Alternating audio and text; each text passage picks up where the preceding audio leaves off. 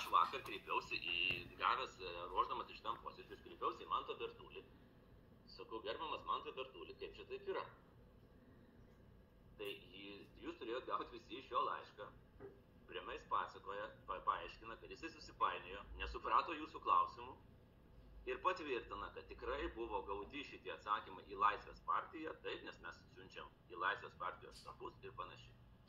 Dar vienas dalykas, ką įdomiai pasakė Mantas Bertulis, sakė, kad man buvo šito tyrimo metu VRK šitie klausimai neaiškus, aš apskritai nenorėjau atsakinėti, bet tyrimo šito komisijos VRK, šito tyrimo komisijos pirmininkas Maksimas Reznikovas man pasakė, nu tu atsakyk ką nors, atsakyk bet ką ir bus gerai.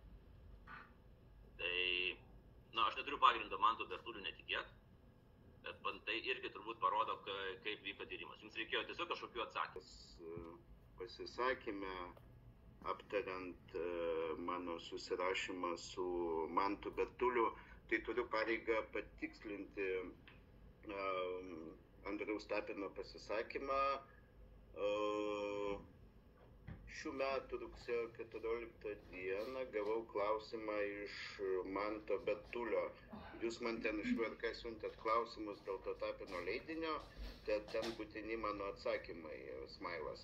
Nes, kaip ir nieko su to neturiu bendro, jeigu taip, tai kaip man tos atsakymus pateikti, atsakyti į laišką ar kaip. Atsakiau, sveikas, galvoju, tau ten lygiai su visais kandidatais tie klausimai, bet nieko specifiškai dėl tavęs ten.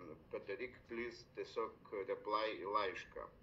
Ir tom susirašymas šita tema baigėsi.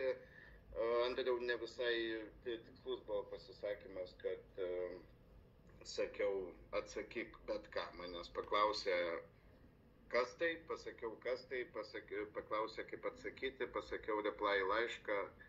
Ir daugiau šitą temą bendraujama nebuvo. Nebuvo visai korektiškas pasisakymas šito klausimo. Visa kita tuomet